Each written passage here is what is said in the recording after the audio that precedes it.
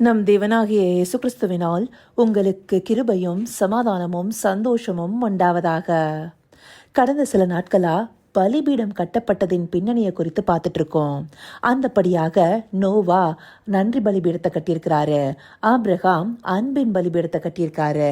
அதே போல ஈசாக்கு தேவன் உடன்படிக்கையை காத்து நடத்துகிற நல்ல தேவனா இருக்கிறாருங்கிறத பிரதிபலிக்கிற விதமாக ஒரு பலிபீடத்தை கட்டியிருக்காரு. அந்தபடி இன்றைக்கு அந்த வரிசையில யாக்கோபு கட்டின ஒரு பலிபீடத்தை குறித்து பார்க்க போறோம். அதற்குரிய வேத பகுதி ஆதியாகமம் 35 அதிகாரம் வசனம் 1. Genesis chapter 35 verse 1. தேவன் யாக்கோபை நோக்கி, நீ எழுந்து பெத்தேலுக்கு போய் அங்கே குடியிருந்து நீ உன் சகோதரனாகிய ஏசாவின் முகத்திற்கு விலகி ஓடிப்போகிற போது உனக்கு தரிசனமான தேவனுக்கு அங்கே ஒரு பலிபீடத்தை உண்டாக்கு என்றார். இந்த வசனத்துலதான் முதன்முறையாக தேவன் தாமே பலிபீடத்தை கட்டும்படியான கட்டளையை கொடுக்கிறாரு. இதற்கு முன்னதான பகுதிகளில் தேவன் யாருக்கும் பலிபீடத்தை கட்ட சொல்லி நேரடியாக கட்டளை கொடுக்கல. அது நோவாவுக்கும் சரி, ஆபிரகாமுக்கும் சரி, ஈசாக்குக்கும் சரி. அப்படி நோவா, ஆபிரகாம், ஈசாக்கு இவங்க எல்லாருமே தேவனுக்கு தங்களுடைய பிரியத்தினால பலிபீடத்தை கட்டுனாங்க. ஆனா தேவன் இந்த இடத்துல யாக்கோபை நோக்கி, நீ பெத்தேலுக்கு போய் அங்க குடியிருந்த உன் சகோதரனாகிய ஏசாவுடைய முகத்துக்கு நீ தப்பி ஓடின போது உனக்கு தரிசனமான தேவனுக்கு ஒரு பலிபீடத்தை உண்டாக்குன்னு சொல்றாரு. இங்க தேவன் கட்டளை கொடுத்தபடியே யாக்கோபு தேவனுக்கு பெத்தேல்ல ஒரு பலிபீடத்தை கட்டி எல் பெத்தேல் என்று அதற்கு பேரிடுறாரு. இதை நாம இதே அதிகாரம் 7வது வசனத்துல பார்க்கலாம். அங்கே அவன் ஒரு பலிபீடத்தை கட்டி தன் சகோதரனுடைய முகத்துக்கு தப்பி ஓடின போது அங்கே தனக்கு தேவன் தரிசனமானபடியால் அந்த ஸ்தலத்திற்கு ஏல் பெத்தேல் என்று பெயரிட்டான். இங்க குறிப்பாக தேவன் ஏன் இந்த இடத்துக்கு போயிட்டு ஒரு பலிபீடத்தை கட்ட சொல்றாரு, அது குறித்த பின்னணி இந்த வசனத்திலேயே இருக்கு. யாக்கோபு தன்னுடைய சகோதரனாகிய ஏசாவுக்கு பயந்து போய் அவரிடத்துல இருந்து தப்பி பிழைக்கும்படியாக அவருடைய தாயினாலும் தந்தையினாலும் அவருடைய தாய்மாமனுடைய வீட்டிற்கு அனுப்பப்படுகிறாரு. அந்தபடியாக யாக்கோபு ஆரானில் இருக்கிற தன்னுடைய தாய்மாமனாகிய லாபானுடைய வீட்டிற்கு போகிற வழியில சூரியன் அஸ்தமனமாகும் போது ஒரு இடத்துல ராத்தங்கி அங்க இருக்கிற ஒரு கல்லை எடுத்து அதுல அவர் தலையை சாய்ச்சு படுக்கிறாரு. அப்படியாக அவர் தூங்கும் போது அவர் ஒரு சொப்பனத்தை பார்க்கிறாரு. அதுல ஒரு ஏணி பூமியில வைக்கப்பட்டிருக்கு, அதனுடைய மறுநுனி வானத்திற்கு எட்டியிருக்கு. அதுல தேவ தூதர்கள் ஏறுகிறதாகவும் இறங்குகிறதாகவும் பார்க்கிறாரு.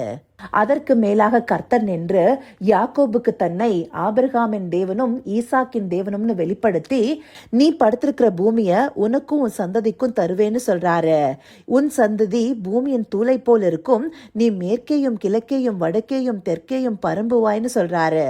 அந்தபடியாக யாக்கோபின் மூலமாக தேவன் ஆபிரகாமுக்கு கொடுத்த ஆசிர்வாதத்தை நிலைவர பண்ணுகிறாரு. எப்படி பூர்வ நாட்கள்ல ஆபிரகாமின் இடத்துல அவருடைய சந்ததிய மனலத்தனையாக பெருக பண்ணுவேன்னோ, அவரின் சந்ததியின் மூலமாக பூமியில் உள்ள வம்சங்கள் எல்லாம் ஆசிர்வதிக்கப்படும் சொன்னாரோ, அந்த ஆசிர்வாதம் யாக்கோபுக்கு பிறக்கிற 12 குமாரர்கள் மூலமாக வரப்போகிறதுங்கிறத இந்த இடத்துல உறுதிப்படுத்துறாரு. இப்படியாக தேவன் தரிசனமான அந்த இடத்துக்கு பெத்தேல்ங்கிற பேரை இட்டு அவர் தலைக்கு வைத்திருந்த கல்ல அடையாளமாக வைக்கிறாரு. இந்தபடி அவர் செய்ததோடு இல்லாம தேவனுக்கு அவர் ஒரு பொருத்தனையும் பண்ணி கொள்கிறாரு. அது அதே பகுதியான ஆதியாகமம் 28வது அதிகாரத்துடைய நிறைவு பகுதியில பார்த்தோம்னா, நான் போகிற இந்த வழியில என்னை காப்பாற்றி உண்ண ஆகாரமும் ஒடுக்க வஸ்திரமும் எனக்கு தந்து என்ன என்னுடைய தகப்பன் வீட்டுக்கு சமாதானத்தோட திரும்பி வர பண்ணுவாரானால் கர்த்தர் எனக்கு தேவனா இருப்பார்னு சொல்லிட்டு, நான் தூணா நிறுத்துற இந்த கல்லு தேவனுக்கு வீடாகும், தேவரீர் எனக்கு தந்த எல்லாவற்றிலும் தசம பாகம் செலுத்துவேன்னு சொல்லி பொருத்தனை பண்ணிக்கொள்றாரு. அந்தபடியாக யாக்கோபு செய்த பொருத்தனையின்படி தேவன் அவருக்கு 2 பரிவாரங்களை கொடுத்து ஆசிர்வதித்து அவரை சமாதானத்தோட லாபான் வீட்டிலிருந்து பல வருஷங்களுக்கு அப்புறம் திரும்பி வர பண்ணுகிறாரு.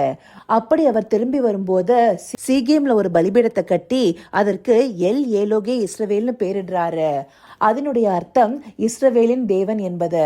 அங்கேயே அவர் பொருத்தனை செய்து கொண்டபடி இஸ்ரவேலின் தேவனாக கர்த்தர் இருப்பாருங்கிறத அவர் உறுதிப்படுத்தியிருக்கிறாரு. ஆனாலும் தேவன் அவர் பொருத்தனை செய்து கொண்ட பெத்தேலுக்கு போய் அங்க பலிபீடத்தை கட்டும்படியாக நாம பார்த்த பிரதான வசனத்துல சொல்றாரு. அப்படி தேவன் பொருத்தனை செய்து கொண்ட இடத்துல கூட எவ்வளவு கவனமாக இருக்கிறாருங்கிறத இந்த பகுதிகளில் பார்க்க முடியுது. அப்படி இந்த பலிபீடம் பொருத்தனையின் பலிபீடமாக இருக்கு. இப்படியாக பொருத்தனையின் மீது தேவன் எவ்வளவு கவனமாக இருக்கிறாருங்கிறத இந்த பகுதிகள் மூலமா நம்ம விளங்கிக் கொள்ள முடியுது. எந்த இடத்துல யாக்கோபு அன்றைக்கு பொருத்தனை செய்து கொண்டாரோ அதே இடத்துல தேவன் பலிபீடத்தை கட்ட சொல்றாரு. இதன் மூலமாக நாம விளங்கிக் கொள்வது தேவனுக்கு நாம செய்கிற பொருத்தனைகள்ல கவனமாக இருக்கணுங்கிறது.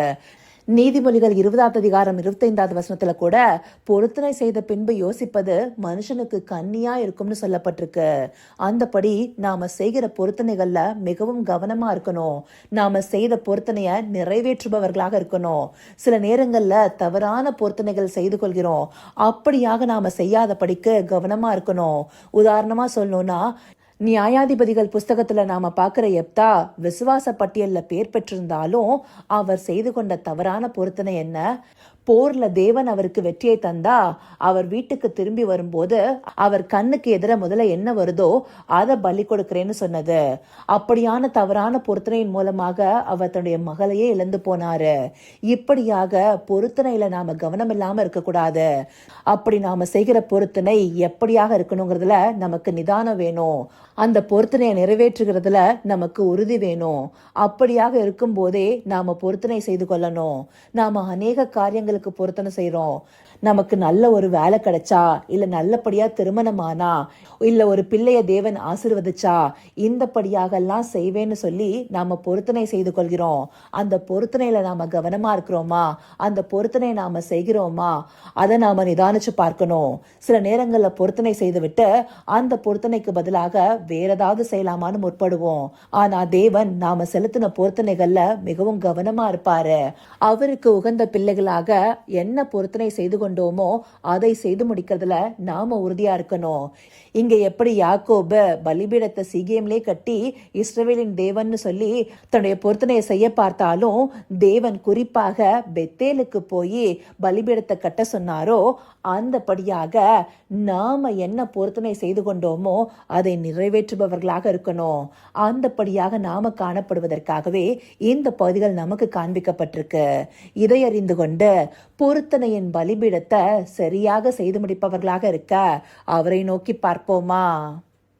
கர்த்தாவே, தேவாதி தேவனே, உமக்கே இந்த வேளையில நன்றி செலுத்துகிறோம் ராஜா. அப்பா, யாக்கோபுக்கு நீங்க அன்றைக்கு கட்ட சொன்ன பலிபீடமானது பொருத்தனை நிறைவேற்றுவதின் அவசியத்தை காண்பிக்கிறதுங்கிறத இந்த பகுதிகள் மூலமா எங்களுக்கு கற்றுக் கொடுத்திருக்கீங்க தகப்பனே. இதை அறிந்து கொண்டு நாங்க செலுத்துகிற பொருத்தனைகள்ல கவனமா இருந்து அதற்கேற்றபடி உம்முடைய பலிபீடத்துல அதை செலுத்தி முடிக்க தேவரீர் எங்களுக்கு தயவு பாராட்டுங்கப்பா. ஆம் ராஜா, சில வேளைகள்ல எங்களுடைய பொருத்தனைகள்ல இருந்து நாங்க விலகி போய் சரியாக செய்து முடிக்கிறதுல தகப்பனே. அந்தபடியாக நாங்க ஒரு நாள் நடந்து கொள்ளாம தேவரிடத்துல பொருத்தனை செய்து கொண்டதை சரியாக செய்து முடிக்க நீர்தாமே எங்களுக்கு பலன் தாருங்கப்பா. அப்படியாய் நீங்க தரப்போகிற கிருபைக்காய் நன்றி. சகலவித துதி, மகிமை, கனம் யாவும் ஒருவருக்கே செலுத்துகிறோம். இயேசு கிறிஸ்துவின் மூலமாய் வேண்டிக் கொள்கிறேன் பிதாவே. ஆமேன், ஆமேன்.